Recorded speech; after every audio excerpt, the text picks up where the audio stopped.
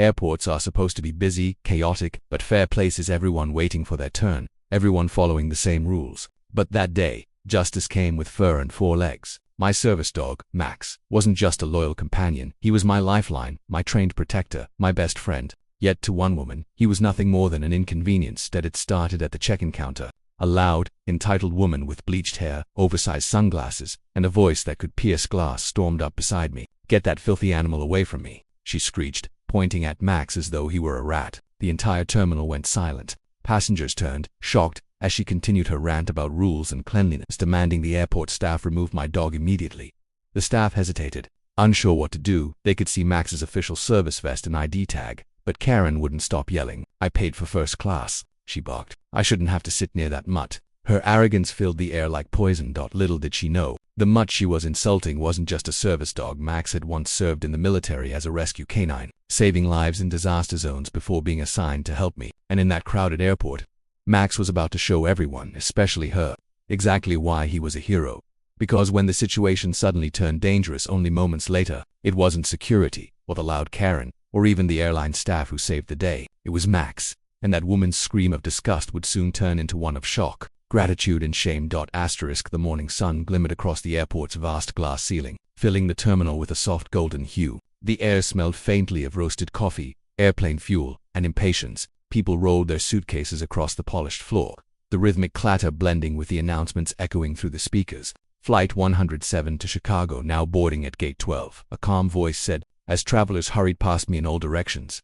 I stood quietly near the check-in counter, my hand resting on Max's sturdy harness. His fur glowed honeygold in the daylight, his brown eyes scanning the crowd with alert focus. Max wasn't just a dog. He was my partner, my balance, and my peace in chaos. Trained as a service animal, Max could sense when my anxiety spiked or when I felt dizzy from my condition. One gentle nudge from him could pull me back to reality, calm my breathing, and steady my steps. He was more than a helper, he was a silent guardian.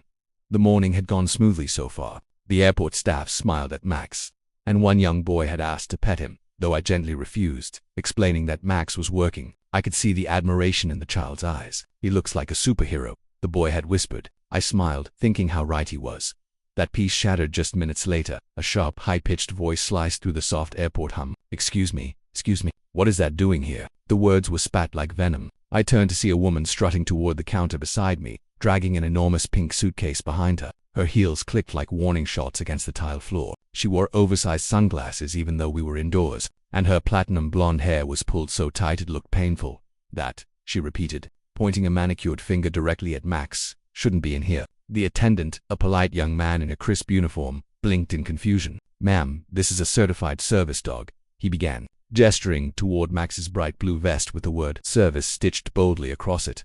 "I don't care what kind of costume it's wearing," she snapped, cutting him off. "Dogs are filthy. They shed, they carry germs. I paid for a premium ticket, and I refuse to be near that creature." Her voice was so loud it turned heads across the terminal. People began to slow down, their conversations fading into murmurs as they looked over to see what the commotion was about. My cheeks burned, but I stayed calm, giving Max's leash a reassuring squeeze. He didn't react. His training kept him composed, his eyes focused on me, not the woman hurling insults. "Ma'am," I said as gently as I could, "Max is a trained service animal. He's allowed anywhere I go. Please, you don't need to worry." "I do need to worry," she barked, stepping closer, her perfume thick enough to choke on. "I have allergies. I have rights to. Why should I have to suffer because you brought your pet to the airport?" The attendant tried again, maintaining a calm tone. "He's not a pet, ma'am. He's a working dog. It's federal law that I don't care about your laws," she yelled, slamming her manicured hand on the counter. "If this animal isn't removed, I'll call security myself."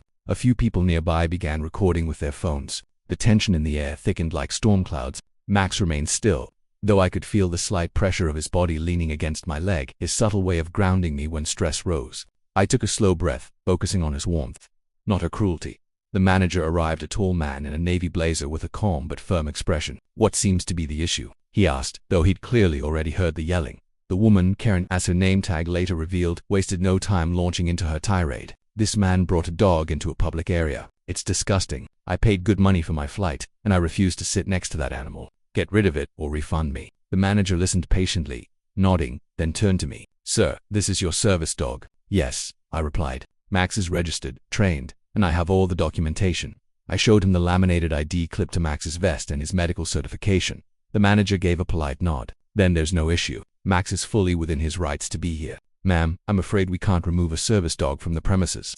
Karen's jaw dropped. You can't be serious, she screeched. You're choosing a dog over a paying customer. I'm choosing to follow the law, he said evenly. The crowd around us started whispering, some filming, some shaking their heads. Karen huffed loudly, snatched her boarding pass off the counter, and spun on her heel. Unbelievable. I'll be reporting this entire airport, she shouted as she stomped away toward the gate.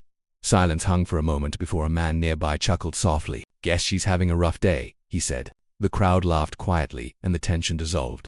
I smiled faintly, grateful the ordeal was over. The manager turned back to me. You handled that very well. And your dog, he's remarkable. I looked down at Max, who wagged his tail once, his expression calm and noble. He's used to it, I said softly. People don't always understand. As we walked toward our gate, sunlight streamed through the tall windows, making the floors gleam like glass. Max padded beside me, his steps perfectly matched with mine. Despite the chaos, I felt a sense of peace again. The world could be loud and judgmental, but Max was my quiet constant, unshakable, loyal, and strong. At gate 14, I found a seat near the window. The tarmac outside shimmered with heat waves as planes rolled by. Max settled at my feet, his chin resting on his paws. Passengers passing by smiled at him, and one woman whispered, "He's beautiful." I reached down and scratched his ear gently. "You're the best, buddy," I murmured. He gave a small huff, as if to say, "I know," but even as calm returned, I couldn't shake the sting of Karen's words. It wasn't the first time someone had looked at Max and seen only a dog, not the hero he was, not the soldier who had once pulled survivors from rubble after an earthquake overseas, not the gentle soul who now helped me face every day without fear. Max had earned every ounce of respect, yet people like her refused to see it. Still, I reminded myself, he didn't need their approval. He knew who he was, and soon enough, so would she. Because life has a strange way of revealing the truth at the right moment, and neither of us knew it yet. But by the time our plane left the ground, fate would give Karen a reason to see Max differently, not as a nuisance, but as a hero who would save someone's life before the day was over. For now, though Max just yawned, stretched, and rested his head back down, the chaos had passed, the sun was warm, and the day, it seemed, was only just beginning. The hum of airport life surrounded me as I sat by the window at gate 14. Outside, the sun bathed the runway in warm, shimmering light. Planes taxied across the gleaming tarmac, their engines roaring like distant thunder. Inside, people hustled from one gate to another, dragging suitcases, sipping coffee or scrolling through their phones. It was an ordinary day, or so it seemed. Max lay at my feet, his head resting on his paws, his ears occasionally twitching at the sounds around us. He looked perfectly relaxed, but I knew he was alert, quietly observing everything, the kind of vigilance that never really left a trained service dog. Every now and then, his eyes flicked toward the boarding gate. Scanning the crowd, I leaned down and whispered, "Good boy, Max, we're almost there." His tail gave a lazy wag. I was heading home after a business trip, a long week of meetings, paperwork, and too many late nights. My anxiety always spiked in airports, but with Max beside me, I felt grounded. His steady presence reminded me I wasn't alone. The peaceful moment didn't last long. A familiar, sharp voice sliced through the soft chatter like a knife. "Unbelievable. Are you seriously letting that animal on the plane?" I didn't even need to turn around. That tone could only belong to one person, Karen. She stood at the gate counter, her sunglasses now perched on top of her head, revealing a pair of angry blue eyes that glared straight in my direction. Her arms were crossed tightly, and her lips were pressed into a thin line. The gate agent, a young woman who looked exhausted already, gave her a strained smile. "Ma'am," she said patiently, as I explained, "service animals are permitted to travel with their owners. The dog is trained and certified." Karen let out a loud, dramatic sigh. "You people just let anyone bring animals anywhere now. What's next? Goats, chickens? I'm not sitting near that beast. He'll bark, or shed, or drool all over the place." Max lifted his head slightly, his eyes following her. He didn't growl or bark. He just looked at her, calm, steady, almost wise. It was as if he understood her anger wasn't really about him at all. I stayed quiet, hoping to avoid another confrontation, but Karen wasn't done. She marched toward me, heels clacking sharply against the floor. "You again," she snapped. "Don't you people have any consideration? Some of us are allergic." I met her gaze, keeping my voice even. "Ma'am, Max isn't a pet. He's a service dog. He has every right to fly." "Oh, spare me the speech," she said, waving her hand dismissively. "You people use that excuse all the time." Her words stung, not just for me, but for everyone who relied on service animals. Still, I refused to argue. Years of dealing with strangers' ignorance had taught me that anger rarely changed minds, but patience sometimes did. Before I could respond, the intercom crackled. "Attention, passengers for Flight 208 to Denver, boarding will begin shortly." The crowd stirred, gathering their belongings. Karen huffed and stomped off toward the front of the line, muttering to herself. I stayed seated, letting the first wave of passengers board. Max shifted slightly, sensing my growing tension. His paw gently brushed my leg, a silent reassurance. "You're right, buddy," I whispered. "She's not worth it." Just as I started to relax again, a sudden commotion erupted nearby. A gasp, then a cry. "Somebody help." I turned to see an older man collapse near the seating area by the window. His coffee spilled across the floor as he crumpled, clutching his chest. His wife screamed, kneeling beside him. People froze, unsure what to do. A few passengers fumbled for their phones, calling for help, while others shouted for a doctor. Max was already on his feet before I could react. His head turned sharply toward the fallen man. His ears perked, his body tense. Then, without hesitation, he moved. "Max, wait." I started, but he was already gone, darting toward the man. The crowd parted instinctively as the golden retriever approached. His tail was low, his body focused. He nudged the man's shoulder with his nose, then looked back at me and barked twice. Short, urgent sounds I recognized immediately. It was his trained signal for medical distress. The gate agent's eyes widened. He's trained," I shouted, running over. "He knows what to do." I knelt beside the man while Max circled him, gently pawing at his hand, checking for movement. His wife sobbed quietly, gripping her husband's arm. "Please, someone help him. Call for medical assistance," I yelled, and several passengers immediately sprang into action. The overhead intercoms soon echoed, calling for medical staff to report to Gate 14. Max stayed beside the man, nudging his arm, his nose brushing gently against his face as if urging him to breathe. I could see the faint rise and fall of the man's chest, shallow, but there. Max barked once more, his eyes fixed on me. "You're doing good, boy," I murmured. My own heart pounded, but I trusted him completely. Max had been trained for situations like this. Before he became my service dog, he'd served with search and rescue teams overseas. He'd found earthquake survivors buried under debris. He knew how to detect distress, human pain, human danger. Within moments, 2 airport medics arrived, pushing through the onlookers. "What happened?" one asked. "He collapsed suddenly," I said quickly. "Chest pain, maybe cardiac arrest." As they knelt beside the man and began checking his pulse, one of them looked at Max and nodded approvingly. "Good dog," he said softly. "He did the right thing."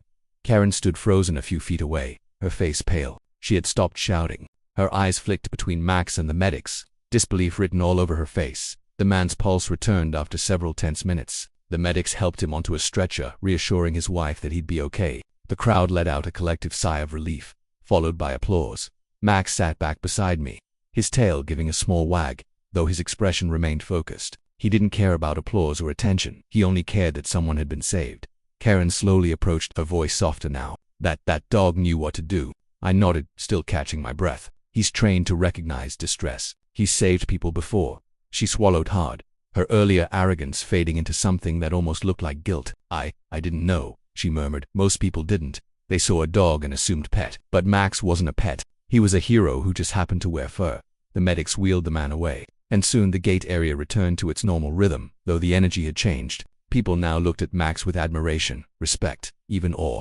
A few asked if they could take pictures, but I politely declined. Max wasn't a showpiece. He was a working dog, and he'd done enough for one day. As the boarding announcement came again, Karen stepped forward, her voice barely above a whisper. "I'm sorry for what I said earlier about your dog." I met her eyes. She looked smaller now, not in size, but in spirit. "Thank you," I said simply. "He doesn't hold grudges."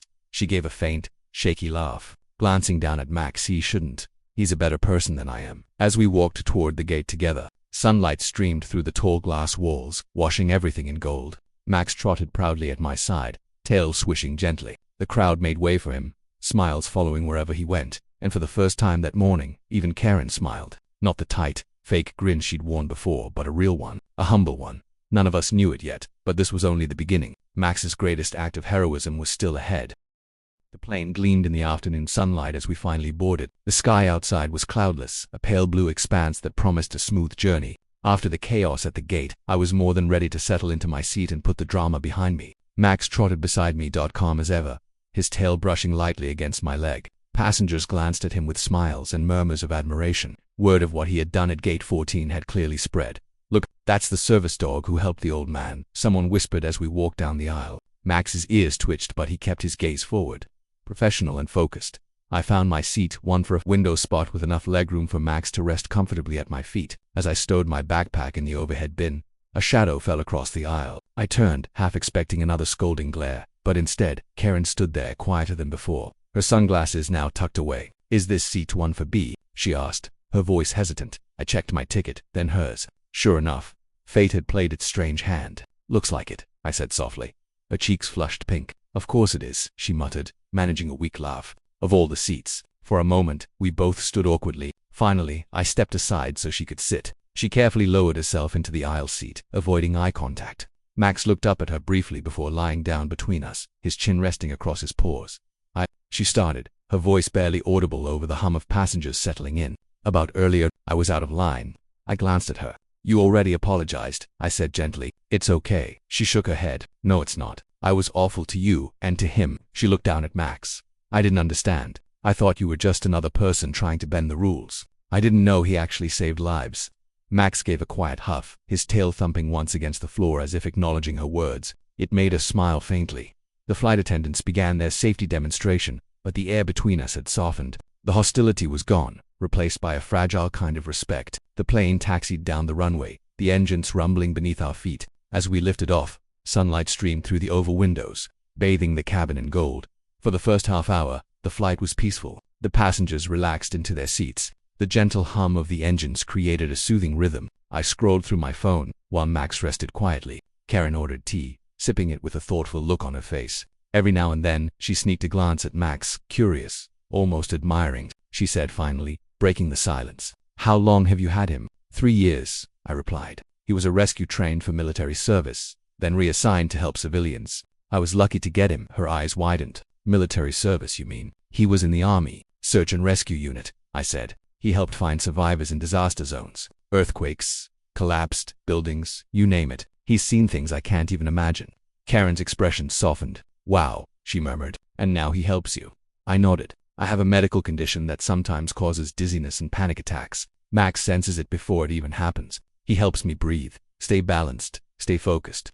She took a slow breath, glancing at Max again. That's incredible, she whispered. I guess I've spent so long assuming people exaggerate about things like that. I never stopped to think, maybe some heroes just have 4 legs instead of 2. Her words carried genuine remorse, and for the first time since I'd met her, I saw the humanity behind the arrogance. Maybe she wasn't just cruel, maybe she was someone who built walls out of fear or misunderstanding. An hour passed. Passengers chatted softly or dozed, the cabin calm and comfortable. Then, out of nowhere, turbulence jolted the plane. Cups rattled, overhead bins creaked, and a few people gasped. It's okay, the pilot's voice came over the intercom. Just a little rough air. Karen gripped her armrest, her knuckles white. I hate flying, she muttered under her breath. Max lifted his head, sensing her fear. He looked up at her and nudged her leg gently with his nose. She froze, surprised. He does that when he senses stress, I said. It's his way of grounding you.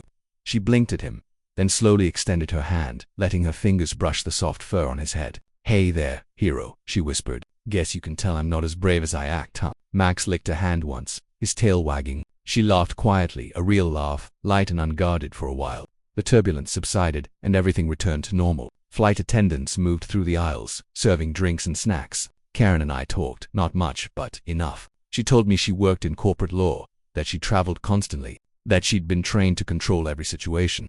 I could tell control was her armor and Max had cracked it without even trying. Then came the second jolt. This one was stronger. The seatbelt lights blinked on, and the plane dipped slightly. A startled cry came from a few rows back. My heart jumped, but I stayed calm until I heard it. A shout. Someone help. He's not breathing. The words sent shockwaves through the cabin. Flight attendants rushed toward the middle aisle. I unbuckled my belt instantly, Max already on alert beside me. Karen's eyes widened as she realized what was happening. It was another emergency. An older man slumped in his seat, pale and motionless. A crowd gathered, panic rising like a wave. The flight attendant's voice trembled. Is anyone here a doctor? A woman across the aisle raised her hand, pushing through. I'm a nurse, she said. Max barked once. Sharp, urgent, then moved forward, stopping beside the unconscious passenger. I followed closely, explaining quickly. He's trained to assist in medical emergencies. The nurse nodded, not questioning it. Okay, let's give him space.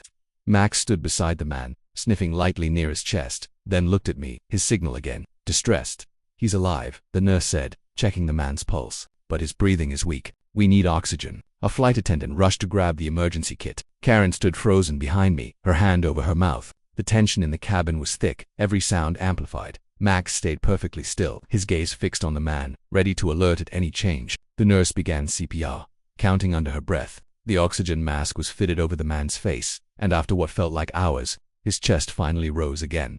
A wave of relief swept through the cabin as applause broke out. The man's wife sobbed quietly, thanking everyone through tears. Max stepped back, tail wagging softly. He looked up at me, his eyes calm, as if to say, all in a day's work. Karen crouched down beside him, her voice trembling. He saved someone again, on the same day. I smiled, scratching behind his ear. That's Max for you. She looked at him with tears glimmering in her eyes.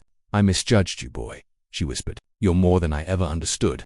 As the plane continued its flight, the mood shifted. People were smiling now, whispering about the golden dog who had saved 2 lives in one day. Max curled up again at my feet, closing his eyes at last. Karen leaned back, quiet for a long time. Then she said softly, you know, maybe I was meant to be on this flight. Maybe I needed to see this.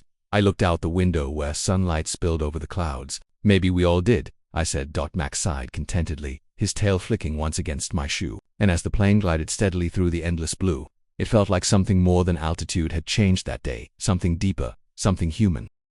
The cabin lights dimmed slightly as the plane soared higher through the afternoon sky. The turbulence had passed, leaving behind a gentle hum of engines and a calm that settled like a blanket over everyone. I glanced down at Max, now sleeping peacefully by my feet. His chest rose and fell with steady rhythm, his fur glinting faintly in the filtered sunlight streaming through the window.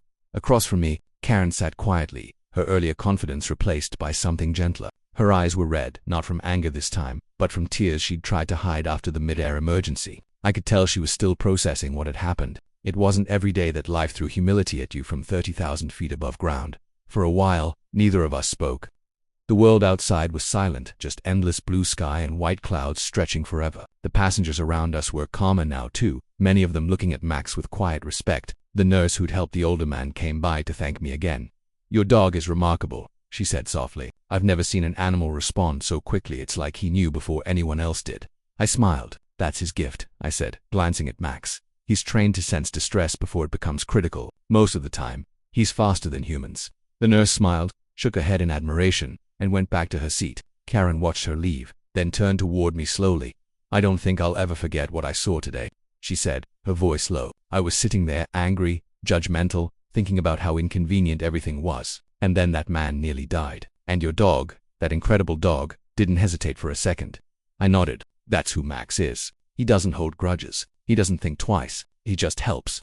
Karen's gaze dropped to Max, who shifted slightly in his sleep, tail brushing her shoe. You said he was Yes, he worked with a search and rescue unit overseas, I replied. He used to find survivors buried under collapsed buildings after earthquakes. When he was retired from active duty, they trained him for civilian service. I was going through therapy at the time, and they matched us. Her expression softened further. So he saved more people than we can count. I smiled faintly. Probably, but he never cares about the numbers, only the person in front of him. Karen leaned back in her seat, staring at the ceiling for a moment. You know, she said after a long pause, I used to be terrified of dogs. That surprised me. Really? She nodded. When I was a kid, a neighbor's dog bit me. I wasn't seriously hurt, but it scared me. My parents overreacted. They told me all dogs were dangerous. I guess I believed them. Even as an adult, I never questioned that fear. I just avoided them, judged people who brought them places, complained when I saw them on planes or in restaurants. She sighed, her voice trembling slightly. And then today happened. I was so wrong. Her honesty caught me off guard. There was no arrogance in her tone now, only quiet regret. For the first time, I saw her not as Karen, the loud, entitled woman from the gate, but as someone trying to make peace with her past. I smiled gently. We all have things that scare us, but sometimes the things we fear are the ones meant to teach us the most. She nodded slowly. Yeah, I think Max just taught me that. The intercom buzzed again, and the captain's voice came through. Ladies and gentlemen, we'll be starting our descent into Denver in about 30 minutes. Please fasten your seatbelts and prepare for landing. As the attendants moved through the cabin checking belts and trays, I leaned down to adjust Max's harness. He opened one. I gave a lazy huff and licked my hand.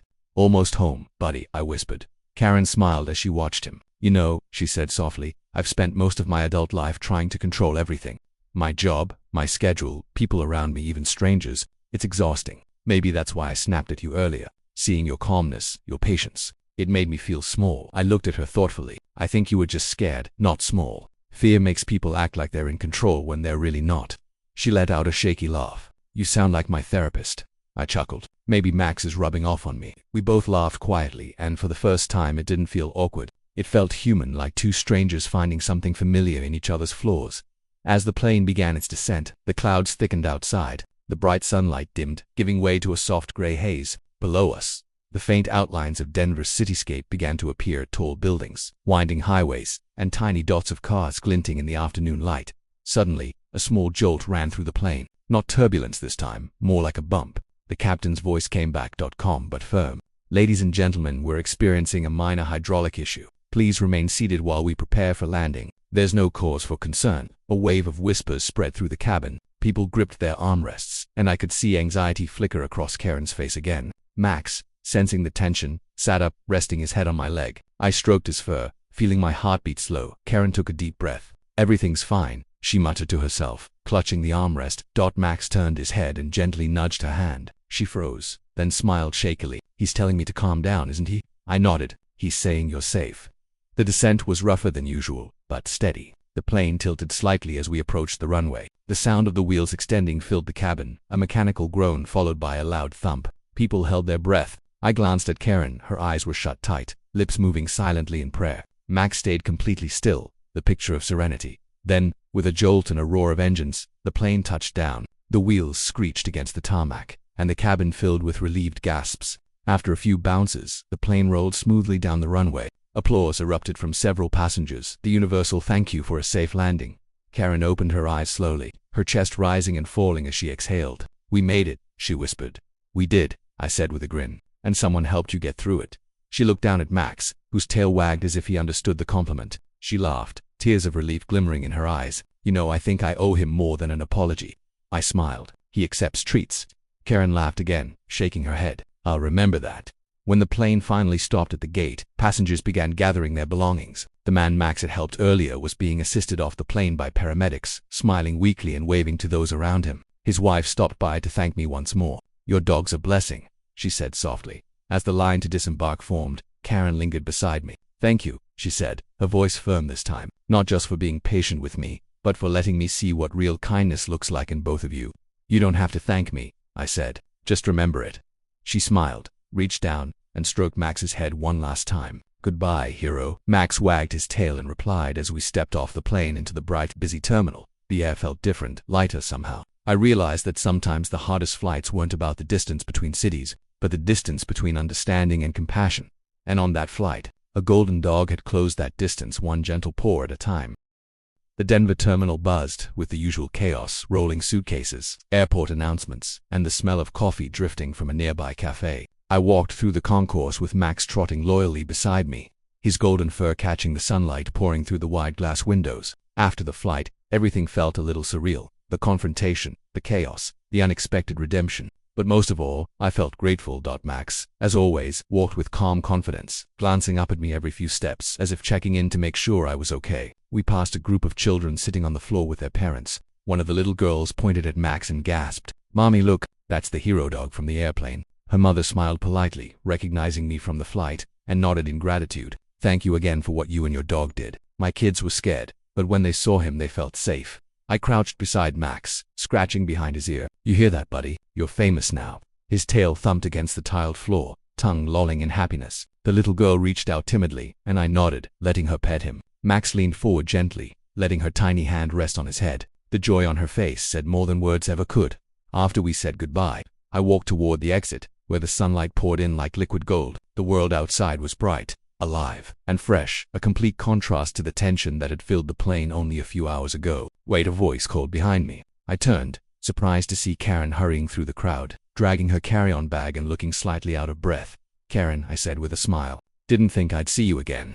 She stopped in front of me, her hair slightly windblown but her expression soft and genuine. "I almost didn't stop you," she admitted, "but I needed to. I didn't want things to end without saying this properly." I tilted my head, curious. "Saying what?" She looked at Max, then back at me. "Thank you for your patience, for not yelling at me when I was being awful, for showing me what grace looks like when I least deserved it." I smiled. "You already thanked me on the plane." "I know," she said quickly, "but this time it's not just about the flight. I mean, thank you for reminding me that people and dogs like you exist. That kindness isn't weakness. That strength doesn't have to be loud." Her voice wavered slightly, and she swallowed hard before continuing. "You probably don't know this, but I've been struggling lately. My job's been a mess, my divorce finalized last month, and I've been angry at the world. I took it out on everyone, including you. But today, something changed. Watching Max save that man, and watching you stay so calm, it woke something up in me." Her words caught me off guard. For a moment, I just stood there, unsure how to respond. Then I smiled softly. Change usually starts with discomfort, I said. It's not too late to turn that anger into something better. Karen nodded, tears welling in her eyes. I want to. I really do. She knelt down and gently patted Max's head. You were right about him. He doesn't judge. Maybe I can learn that too. Max leaned into her touch, tail wagging lazily, for a woman who had once demanded his removal. She looked at him now with the tenderness of an old friend. I'll let you both go, she said, standing up and taking a deep breath. But if you ever need a new advocate for service dogs, you can count on me. That made me chuckle. I'll hold you to that. Karen smiled, gave Max one last look, and turned toward her gate. I watched her walk away, her shoulders no longer tense, her steps lighter. It was as if she had left behind a version of herself somewhere on that plane. Outside the terminal, I found a quiet bench near the pickup area and sat down. Max climbed up beside me, resting his head on my lap. For a while, we just sat there in silence, feeling the warmth of the afternoon sun and the soft breeze that carried the sound of aeroplanes taking off. You did good today, buddy, I murmured, rubbing his fur. Better than anyone else could have. He gave a small bark, almost as if agreeing. Moments later, a young airport employee approached. Excuse me, she said shyly. Are you the man from Flight 278? The one with the service dog who helped that sick passenger? I nodded, surprised. That's us. Her face lit up. My manager told me about it. We all saw the security footage. What your dog did was incredible. The staff wants to recognize him officially. Would you be open to that? I smiled. Max doesn't care about recognition. He just likes treats. She laughed. Well, we'll give him plenty of those too. As she walked away, I looked down at Max again. His eyes met mine. Calm, steady, and wise. He didn't need medals or applause. His purpose was simple: to serve, to protect, and to love without question. A few hours later, as I drove home through the golden glow of sunset, I replayed everything that had happened. The confrontation, the chaos, the rescue, and finally, the redemption. It was strange how life worked. One moment of conflict could become the spark that changed someone forever. When I parked the car outside my home, Max stretched lazily and jumped out, tail swishing through the air. I knelt beside him before heading inside. You changed more than one life today, partner, I whispered, and I'm lucky to have you. That night, as I sat on the porch with a cup of coffee, Max lying at my feet, the world felt peaceful again. The hum of distant traffic, the laughter of neighbors, and the cool breeze all reminded me how fragile yet beautiful human connection could be. Somewhere up there, at 30,000 feet, a woman named Karen had faced her fears. A stranger had survived because of a loyal dog, and dozens of passengers had witnessed a moment of pure compassion. And maybe, just maybe, the world had become a little kinder because of it. I looked down at Max, who gazed back with those intelligent, loyal eyes. We did good today, didn't we? He gave a soft huff and nudged my hand. That was his way of saying yes. And in that quiet, golden evening, I knew that sometimes the greatest stories weren't about fame or heroism. They were about second chances, forgiveness, and the silent strength of love that needed no words at all. Because Max wasn't just a service dog. He was a reminder that even when the world feels cruel, there's still goodness waiting to be seen, if we just open our hearts.